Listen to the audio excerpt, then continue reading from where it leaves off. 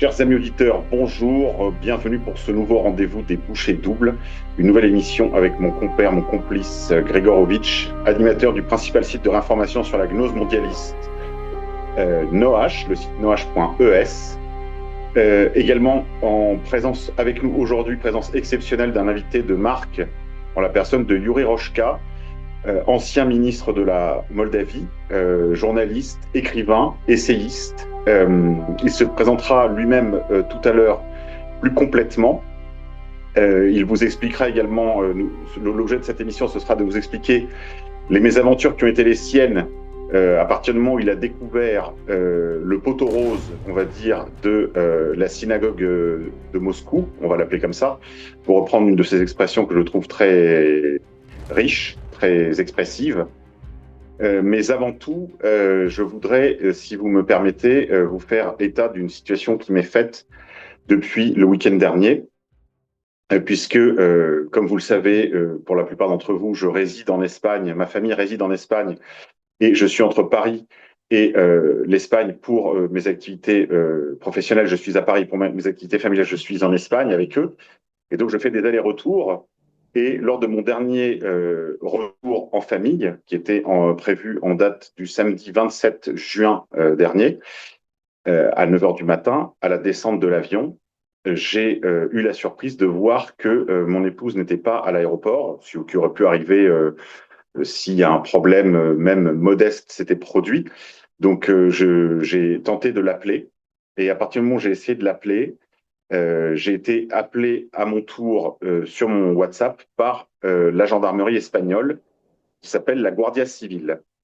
Le gendarme au bout du fil m'a demandé de me présenter au commissariat de Fenay à côté de Ferrol, près de là où je réside, en Galice. Et je l'ai informé que j'attendais mon épouse qui devait venir me chercher, que là, n'étant pas là, je devais prendre un bus. Et il m'a dit de ne pas prendre d'autobus, de me mettre en relation immédiatement avec un garde civil, avec un gendarme à l'aéroport. Ce que j'ai fait. Ce gendarme m'a demandé de patienter. J'ai attendu pendant 1 heure, ce qui m'a quand même laissé le temps de poster un petit message sur mon fil Telegram, que j'ai supprimé juste après, une vingtaine de minutes après, parce que, vous allez le comprendre, j'ai compris que les événements qui se déroulaient sous mes yeux prenaient une tournure tout à fait particulière. Donc j'ai attendu 1 heure qu'un gendarme donc se présente.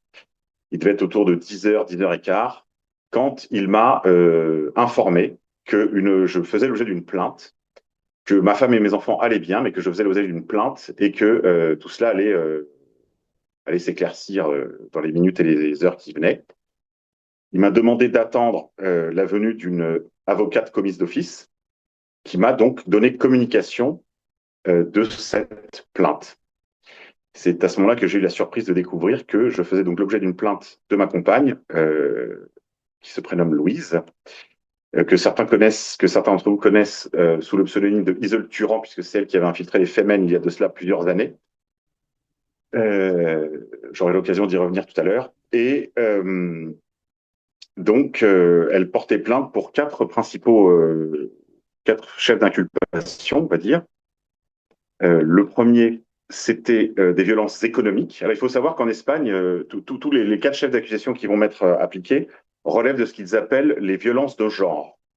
Parce que depuis le gouvernement Podemos, depuis que la gauche est repassée au pouvoir, il y a de cela déjà une quinzaine d'années, une dizaine d'années, ils ont implémenté toute la théorie du genre dans le droit espagnol. Et donc, les violences de genre sont aujourd'hui dans le droit commun. Elles sont complètement exorbitantes du droit commun d'ailleurs, parce que, comme vous le savez, c'est un peu le cas aussi en France pour les histoires domestiques. Elles ont complètement, si vous voulez, tout est à charge, et elles ont complètement assimilé, je dirais, l'idéologie antipatriarcale féministe. Et donc, ces violences se déclinent sur plusieurs plans. La première violence qui m'est reprochée, c'était une violence économique. Alors, comprendre violence économique, moi, j'utilise l'expression entre guillemets, parce que la violence, c'est la contrainte des corps. Et là, il s'agit de tout à fait autre chose.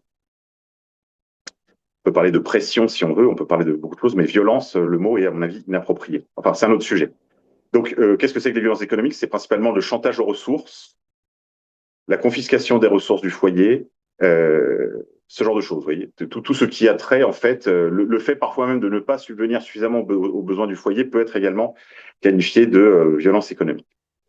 Euh, voilà. Deuxième nature des violences qui m'étaient reprochées, c'était les violences psychologiques. Là, il faut entendre des comportements du type insulte, comportement méprisant, menaces.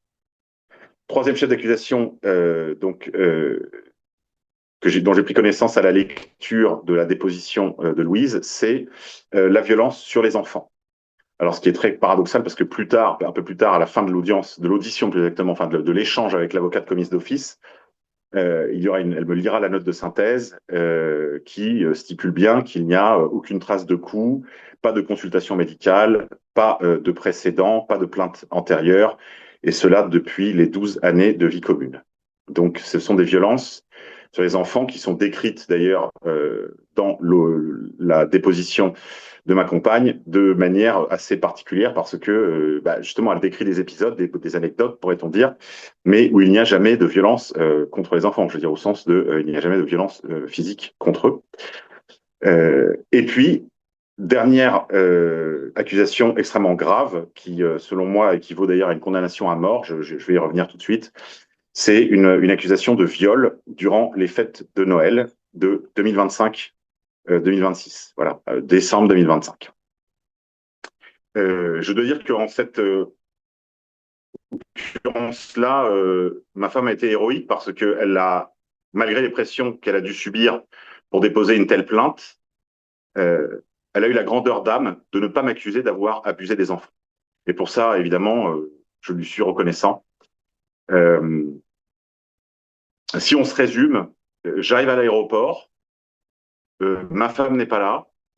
Je m'attendais quand même à quelque chose depuis plusieurs semaines, depuis plusieurs mois, parce que depuis le 7 mai, date de ma dernière audition par les gendarmes de l'Office de répression des crimes de haine et des crimes contre l'humanité, également intitulé aussi, je crois, certains de leurs bureaux, c'est ce qu'ils appellent la haine en ligne. Euh, Audition qui, pour l'instant, n'a donné aucune suite, qui est restée sans lendemain et qui s'était plutôt bien déroulée pour ma part. Mon avocat avait été excellent. Donc, si vous voulez, suite à cette audition infructueuse pour les gens qui me persécutent, j'étais fondé à penser qu'il tenterait d'autres actions. Et donc, je me rends compte assez rapidement qu'ils ont choisi mon épouse, Louise, comme vecteur de cette nouvelle attaque. Et pour ça, il faut comprendre que je ne suis pas dans ce cas un cas isolé. Je connais d'autres cas de militants politiques en France et à l'étranger qui ont fait l'objet de ce type d'accusation. Je pense en particulier à un camarade des identitaires qui a une histoire très parallèle à la mienne. Et évidemment, connaissant sa chance-là, je savais que c'était plus qu'une option que cette plainte soit mue par une action, disons, d'un tiers ou deux tiers au pluriel. En fin de discussion avec l'avocate commise d'office, j'apprends donc que je suis convoqué le lundi devant le tribunal de Férolles pour une audition. Cependant, je m'étais entretenu avec l'avocate et elle pensait qu'il y avait un très sérieux risque d'incarcération. Et comme je vous le disais tout à l'heure, cette accusation de viol équivaut malheureusement à une peine de mort parce que vous savez le sort qui est réservé aux violeurs présumés dans les prisons en France, en Espagne et je crois un peu partout dans le monde. Donc j'ai fait le choix de prendre du champ, de ne pas me présenter à cette audition afin de mieux préparer ma défense. Donc j'ai mis en action un cabinet d'avocats espagnol qui me représente afin de pouvoir aussi mettre le projecteur sur les agissements de mes ennemis qui n'ont pas hésité à menacer une femme de 50 kilos et mère de 4 enfants, également pour pouvoir justement resté libre et assurer ma défense, malgré évidemment le coût terrible que représente cette situation, puisqu'ils ont réussi d'une certaine manière, par cette pression qu'ils ont fait sur ma compagne, à la retourner contre moi. Je lui conserve toute mon affection. Je sais que dans cette histoire, c'est elle la principale victime. Et j'ai du mal à imaginer les souffrances dans lesquelles cette situation la plonge. Mais je comprends également que mise devant l'alternative de choisir entre ses enfants et son amour, eh bien, elle choisit ses enfants. Je le savais parce que nous avions eu l'occasion d'en discuter par le passé. Après ma première convocation par l'Office de répression des crimes de haine et des crimes contre l'humanité, lorsqu'ils étaient venus m'auditionner chez moi en Bretagne, euh, nous avions eu l'occasion de discuter de cela et je savais que la ligne jaune, la ligne rouge même, pour Louise, c'était évidemment la sécurité, la santé, la tranquillité de nos enfants. Donc j'ai un dernier message évidemment à ce sujet avant que nous entamions directement l'émission en présence du ministre Yuri Rochka. Je vais m'adresser directement à Louise et à mes enfants. Louise, je te pardonne. Je te demande de me pardonner mes offenses. Euh, je demande aux enfants, à vous les enfants, Marin, Hermine, Yvain, Auguste, je vous demande s'il vous plaît, obéissez à Dieu, obéissez à votre maman. Je vous aime. Ce message étant passé, je crois qu'on peut en venir maintenant à, je dirais, à haut. Oui, oui, J'aimerais Grégor. faire un commentaire juste sur votre épreuve.